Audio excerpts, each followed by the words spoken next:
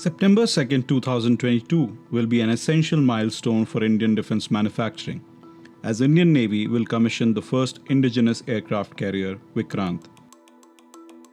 It is the largest warship ever built in India and first indigenously designed and constructed aircraft carrier for the Indian Navy. With the commissioning of Vikrant, India will join a select group of nations having the capability to design and build an aircraft carrier. Vikrant is 262 meter long and 62 meter wide. It displaces approximately 43,000 tons when fully loaded. It has a maximum design speed of 28 knots with an endurance of 7,500 nautical miles.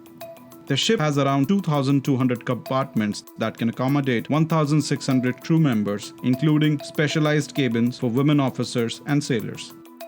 It is also equipped with state-of-the-art equipment and systems, including a state-of-the-art medical complex. Vikrant is like a short airbase in itself.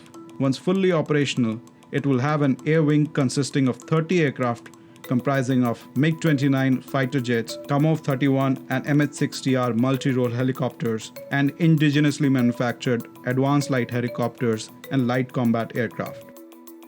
The aircraft on board will use ski jump for launching and a set of 3 arrestor wires for their recovery on board.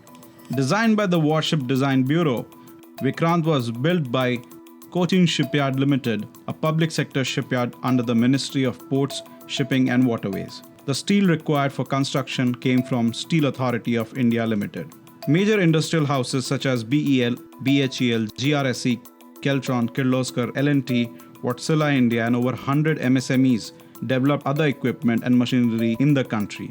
As a result, the project's indigenous content is approximately 76%. Now let's talk about the timeline of the construction. As it has been the hallmark of all significant defense products of the country, like Tejas and Arjuna main battle tank, it took quite a time to bring this behemoth to the water. The foundation was done in April 2005 by ceremonial steel cutting. The ship's keel was laid in February 2009. The first phase of ship construction was completed in August 2013. The ship's propulsion and power generation equipment systems were tested in harbour as part of the basin trials. Vikrant then completed multiple phases of sea trials from August 2021 till date. With the commissioning of Vikrant, India will have 2 aircraft carriers. The other one is the INS Vikramaditya. How does Vikrant compare with its peers in terms of capacity? In terms of capacity, aircraft carriers are judged by the tonnage or how much weight they displace in water. So the Vikrant is rated at around 44,000 tons. Let's compare that with other contemporary aircraft carriers. The closest that it comes to in terms of capacity is the French aircraft carrier, the Charles de Gaulle. The Charles de Gaulle is also a similar tonnage. It carries about 30 to 40 aircraft on board, and it can also operate the Rafale M, which is incidentally on offer to India. The Chinese have had the first aircraft carrier, which is slightly bigger. It's at around approximately 65,000 tons. They can carry about 36 aircraft, and the Chinese are believed to be building a bigger one and increasing the size and the width and the length of this in the coming years. The largest aircraft carrier in the world is operated by the Americans. The Nimitz class is rated at 100,000 tons plus. It can carry more than 90 aircraft on board, and it is the very epitome of aircraft carriers in terms of capacity, in terms of the range of aircraft it can carry, in terms of being nuclear propelled, so it does not have to refuel unlike the others. Regarding the fleet size of other navies, where does India stand, especially in comparison to China? Now, aircraft carriers are typically very expensive to not just build but also to operate. Because an aircraft carrier is not a single system. It is a system which consists of the aircraft on board. It consists of the escort that the ship has, submarines to protect it from underwater threats, frigates and destroyers around it to protect it from other surface and subsurface threats. So countries don't operate typically a very large number of aircraft carriers. The biggest operator of aircraft carriers in the world is the American Navy. They have 11 of these carriers, and they are deployed throughout the world, in different missions through the year. The Chinese Navy has only very recently got into the way of aircraft carrier construction, and they now have 2 aircraft carriers in service.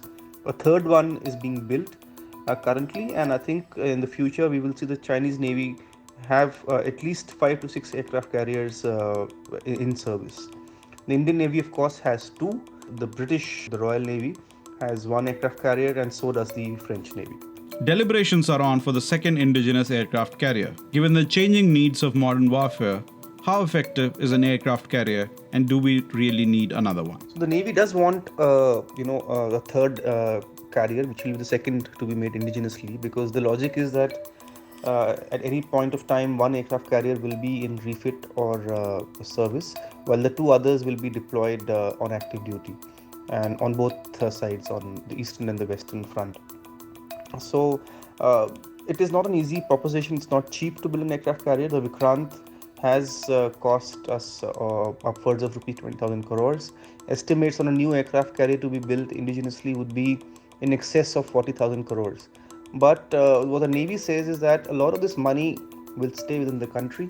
This will be pumped back into the economy, because the building is done locally. It will involve local labor, local companies getting orders. So they project it as a measure of building up or enhancing the economy.